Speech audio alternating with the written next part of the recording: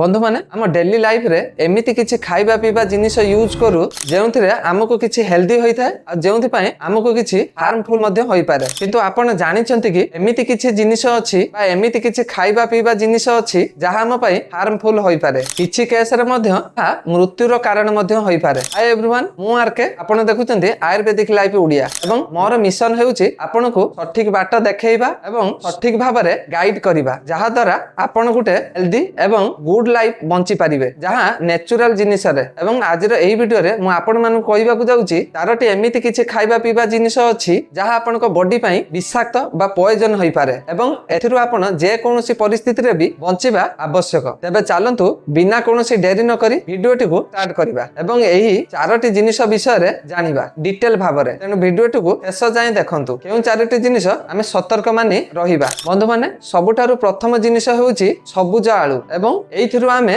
दूरे रहिबा निहाती आवश्यक। सबुज आलू अर्थात ग्रीन पोटाटो आपण प्राय देखिथिबे जे बहुत सारा आलू रे एमिति किछि आलू थाए ता भितरे सबुज आलू देखा जाय किंबा तार गुटी अंश सबुज भली देखा जाय। आलू रे जेउ पार्टी सबुज थाए सेतिरे दुईटी जिनिस मिसी थाए गुटी हेउची क्लोरोफिल जहा गुटे छाई अटे एवं ते आलूटी को सबुज करि देई थाए एवं द्वितीय जिनिसटे हेउची सोलानाइन। क्लोरोफिल तो गुटे नॉन हार्मफुल जिनिस तार किछि भी क्षति नाही आपण ताको आराम रे खाई परिबे किंतु जो सोलानाइन अछि बेसिकली एहा गुटे हानिकारक अटे जहा हम पई विष भली काम करे। जदि आपण सोलानाइन को अधिक क्वांटिटी रे ऐड करि दियंती तबे ताहा जोग आपनक भितरे किछि सिम्पटम देखा दै पारे जेमिति कि मुंड बिंधिबा नौसिया बांती हेबा बा इंटरनल ब्लीडिंग बा पैरालिसिस किंबा एक्सट्रीम केस रे पुमा एवं डेथ मध्ये होई पारे। जदि आपण रुसई करिबा पई एमिति कोनोसी आलू नेउचंती जहा संपूर्ण भाबे सबुज अछि तबे ताहाकू आदु व्यवहार करिबा उचित नुहे ताहाकू फिंगी देबा उचित। इनफैक्ट सेफ जगह रे फिंगी देबा उचित जेउठारे कोनोसी पशु मध्ये ताहाकू न खांतु किंबा जदि आपनको रुसई पई एमिति कोनोसी आलू नेउचंती जहार गुटिए साइड सबुज अछि ओ बाकी सब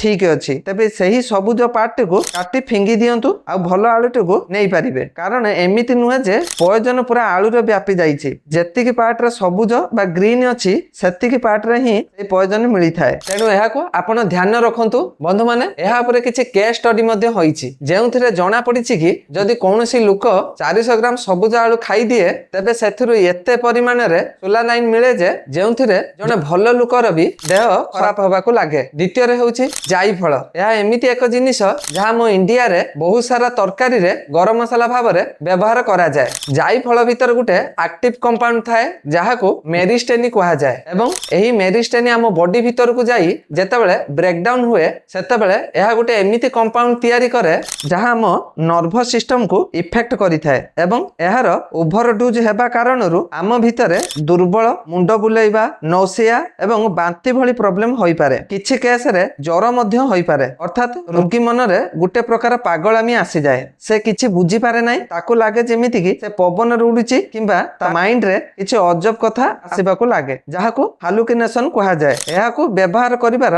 मात्र गुटिए रु 1.5 घंटा भितर ही तांकर बहुत सारा सिवियर सिम्पटम देखाबा आरंभ होई जाय। तांको मुंड विचलित हेबा को लागे दुर्बल लागे एवं मुंड बुलेइबा आरंभ हुए तांको बांती नौसिया मध्ये हेबा को लागे एवं से मध्ये बेहुश होबा अवस्था को चली जिवे। जेतेबेले तांको हॉस्पिटल निया गला आ तार ट्रीटमेंट हैला सेतेबेले जणा पडिला कि एही सिम्पटम गुडी को प्राय गुटे रु 1.5 घंटा भितरे आसीची एवं पाखा पाखी एहा 10 घंटा पर्यंत आपनको बॉडी भितरे रही थाए। साधारणतः हम इंडिया रे आमे जो जायफळ व्यवहार करू ताहा मसला आकार रे करिथाउ एही आकार रे बहुत कम क्वांटिटी रे व्यवहार हुए किंतु जदि आपण जायफळ को मेडिसिन भली व्यवहार करूचंती कारण बहुत सारा आयुर्वेदिक मेडिसिन रे किंबा बहुत सारा सप्लीमेंट रे किंबा घरोई नुस्खा रे मध्ये जायफळ रो व्यवहार करा जाय तेबे एमिति क्षेत्र रे आपण को अधिक सतर्क रहिबा को दरकार। आपण को एही कथा मेक श्योर करिबा को हेबो कि आपण जो जायफळ नेउचंती ताहार जेमिति ओवरडोज न होई थाए। जदि आपण जायफळ रो जे कोनोसी सप्लीमेंट व्यवहार करूचंती तबे चेष्टा करंतु कि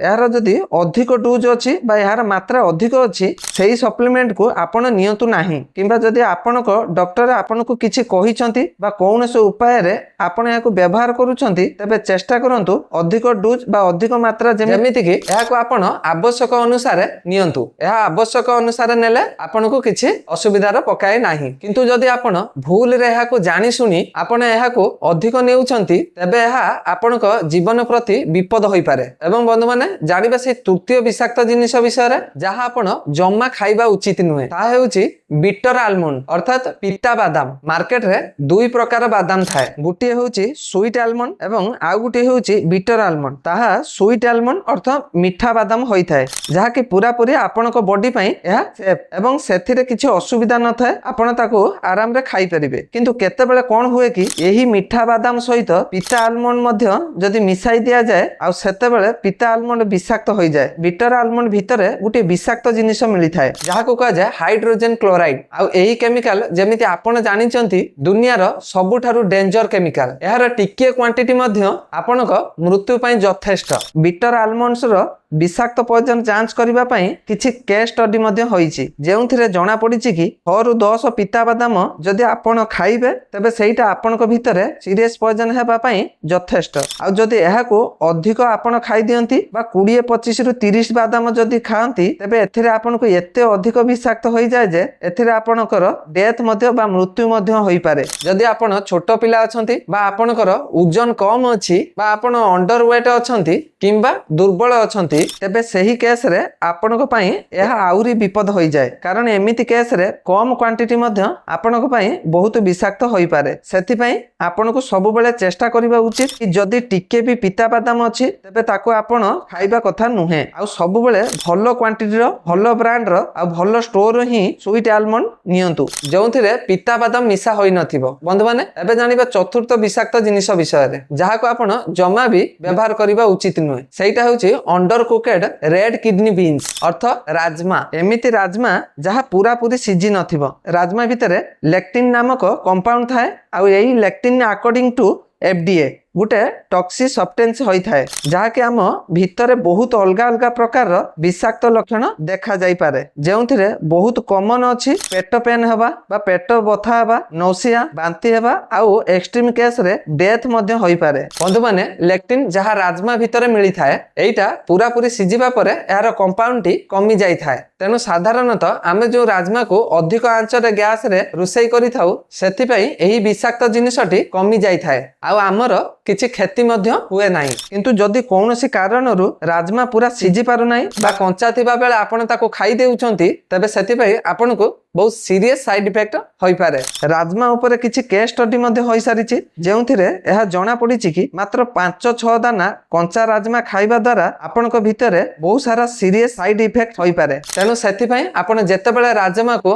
रुसई करूछंती चेष्टा करंतु कि प्रथमे ताको 1 रु 2 घंटा पर्यंत पानी रे भिजाई रखंतु, तापरे गैस रे हाई फ्लेम बा अधिक आंच देई याको रुसई करंतु, जेतेबेले पर्यंत एही राजमा पूरा पूरी सिझी न जाइछि बा खाइबा भली न होइछि। एही चारोटी जिनिसरु दूरे रहिले आपण गुटे गुड लाइफस्टाइल बंची पारिबे। तेनु आशा करूछि आजिर एही भिडियोटी आपनको निश्चय भलो लागिथिबो। जदि भलो लागिछि तबे निश्चय गुटे लाइक करंतु, चैनल ले नुआ थिले एबे ही सब्सक्राइब करंतु आ पाखरे थिबा बेल आइकन को दबाई दियंतु, जहा द्वारा हमर भिडियो सर्वप्रथमे आपनको पाखरे पहुंची पारिबो। जदि आपनकर किछि क्वेश्चन अछि आपण ता कमेंट माध्यम रे हमको पचारि पारिबे। आउ गुटे भिडियो रे देखा हबा पर्यंत से पर्यंत निजर जत्न नियंतु, सुस्थ रहंतु, हसु थांतु, किछि नुआ शिखु थांतु। रहिली, जय जगन्नाथ।